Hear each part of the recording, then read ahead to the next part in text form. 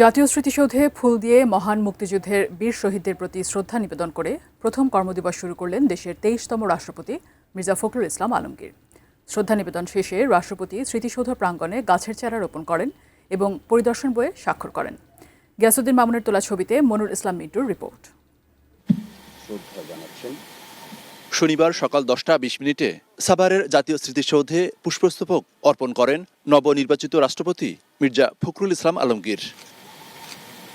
এ সময় সশস্ত্র বাহিনীর একটি চৌকস দল তাকে গাডাপনার প্রদান করে।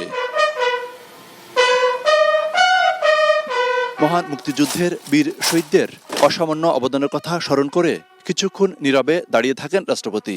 এ সময় মুক্তিযুদ্ধ বিষয়ক প্রতিমন্ত্রী এবং 3 বাহিনীর প্রধান উপস্থিত ছিলেন।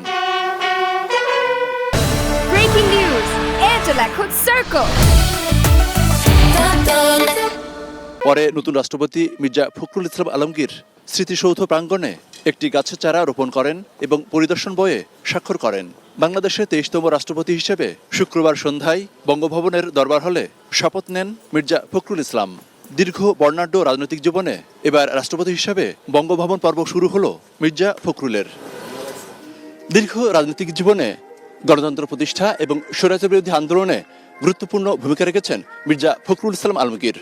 রাষ্ট্রপতি হিসেবে দায়িত্ব নেওয়ার পর প্রথম কর্মদিবসে সাভারে স্মৃতিসৌধে শ্রদ্ধা নিবেদন শুধু একটি রাষ্ট্রীয় আনুষ্ঠানিকতা নয়, বরং মুক্তিযুদ্ধের চেতনা এবং সংবিধানকে সমুন্নত রাখা এবং সেই সঙ্গে দলমতের ঊর্ধ্বে উঠে দেশ এবং জনগণের জন্য আরও গুরুত্বপূর্ণ ভূমিকা রাখবেন, এটি সবার প্রত্যাশা। মনুর ইসলাম মিন্টু, 18 নিউজ, জাতীয় স্মৃতিসৌধ, সাভার।